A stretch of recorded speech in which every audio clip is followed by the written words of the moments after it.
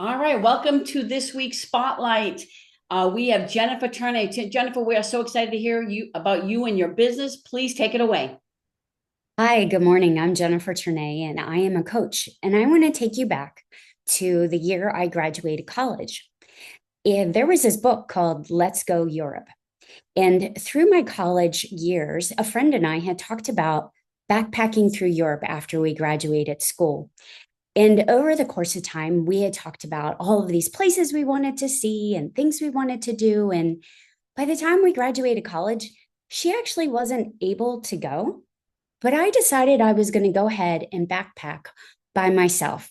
Kudos to my parents for agreeing to it. My dad had to co sign a loan so that I could do it. And this was in the time before the internet and before cell phones. So I had traveler's checks because I didn't have a credit card. And I had to call and check in with my parents once a week to make sure that I was actually still alive and going okay, since I was by myself. And I had all these dreams and things that I knew that I could just go after. At 21, the world was ahead of me. And then I moved into my career and it was kind of tough. Then I got married. Then I had kids. And then I got divorced. And life kind of changed. And it felt like so much had shifted. And all of those dreams that I had suddenly got weighted down and didn't seem like it was really possible anymore. And I hear this from a lot of women that either dream of travel, and sometimes that's just to escape the day to day. But I hear other hopes and dreams from these women that are smart, they're dedicated, they're hardworking, and they really want to have a different experience than where they are. And this really breaks my heart. I get so upset when I hear women that are just so frustrated by what they have to balance, all their responsibilities, saying things like, I'm just stuck and going through the motions. And at work, I resent things that used to bring me joy and happiness, and it's not working out. I'm getting passed over for promotions, and I'm just not getting anywhere. It's the constant hustling and moving and not really seeing the results. There were times where I would hear people talk about, well, just have to get through this, whatever's happening, this particular situation, this period of time in my life. And these women, they take care of everybody, but they rarely find time for themselves. And there's a part of them that's inside that's screaming because they know they're playing it safe and settling for what they think they have to do when they really want to do something different. The harsh truth is that this was me, despite the fact that I had a heck of a career. I worked from an early age. I joined PricewaterhouseCoopers, PwC. It definitely encouraged me to be a workaholic and overextending myself. The hours were ridiculous, but I learned a lot. And I jumped out and I moved into positions where I kept getting more and more responsibilities. We went through mergers, acquisitions. I switched roles. I was in finance. I moved into operations.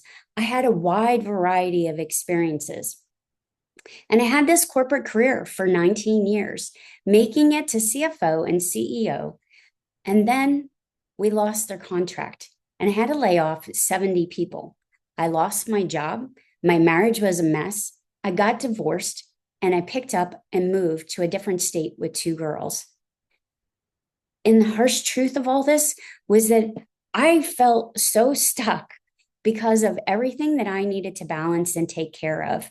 And I just was in this bad space. Even looking back on my career, I remember at one point somebody being surprised that the company had hired somebody externally. The person had said to me, well, I really thought that you would get that job. And I just thought, well, if they wanted me for it, why wouldn't they have asked me for it? I didn't know enough to advocate for myself. But in that same company and career, I also found later, a few years afterwards, that they had hired a coworker who had less experience than I did, but he was making 33% more than I did. And that kind of stuff just frustrates me. And it makes me so upset because I know other women are dealing with it. both in their career, and I also see it when women go out into business on their own. So I went through cycles of what I call self-serve silence, where you're so busy selling your services, then you go out and you deliver them that you're not taking care of things. And then you end up with these lags in your business. And the other thing I used to hear a lot was just hang in there till you're an empty nester. I have two kids, one's launched, one's in college, but I hated feeling like I was just looking at my life of if I can just get through this phase, then life will be better. And I hit walls at times, burnt out. I could tell you all kinds of stories about how it showed up physically. I complained, but I didn't really do anything about it. I was really stuck in this huge cobweb that I call doubt, despite the fact that one of the things that I felt like I really had going for me was that I understood money. I understood how to make money. I knew how to manage money, and I knew I could take care of myself. But on the inside, it was horrible. And again, I just really hate when I hear women in that same spot. And what changed was when I finally realized that I was my worst enemy. I figured out how I was getting in my own way, despite the fact that I have an MBA.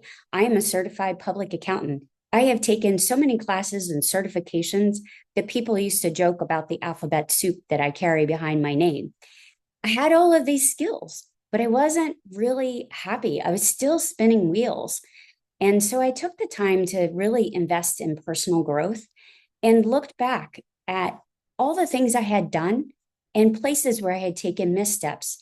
And what I did was I created a framework to help strengthen and reinforce courage and confidence and allow for consistency, because those are the things that make you succeed in your business and in your career. I didn't like the feeling of it was one step forward, two steps backward. It was this sort of vicious cycle. And I started leveraging what I learned with others to create lasting change, whether it's professionally or personally. I didn't want to think that if I just worked longer, that everything would be solved. I became very focused on wealth as a way of creating the life that I wanted. I wanted to have wealth and wellness. I wanted to have the money that I wanted to live the lifestyle that I wanted and have time to actually enjoy it. Because there's nothing worse than when you have the money, but you don't have the time, or you have the time, but you don't feel like you have the money. The transformation was a huge shift. Everybody in my family saw it, my kids saw it, and it really changed my life. Part of the reason why I moved into coaching is because I felt like if I'd had a person like me when I was younger, I wouldn't have struggled so much in my career and in my personal life. I would have been a better parent, and I would have had more time with my kids, which are the things that truly mattered to me. It wasn't just about money, it was really about my career fueling my professional, but there was also the part of me that wanted to make sure that I had a good family life. So now I work with women to achieve both wellness and wealth so that they can live the life that they want. And it doesn't matter if they're in corporate or in business for themselves. What I do is I'm a performance coach. I work through all of these aspects with heavy emphasis on the financial pieces so that you know how to make your business and your career successful so that you're thinking like a CEO and taking care of yourself. This aspects has resulted in freedom, living a life on your terms, really having a game plan for how you achieve your goals, fulfillment through authentic living, and having the confidence, energy, the excitement of having the life that you really wanted to have. How I do this is I work together with both in coaching, masterminds, VIP days, and speaking. The end result is wealth and wellness. My coaching reason for doing it is really simple. It was extraordinary, the difference that it made in how you approach my career and my business. And I want other professionals to feel that same freedom and joy from aligning your life in a way that lets you realize wealth and wellness.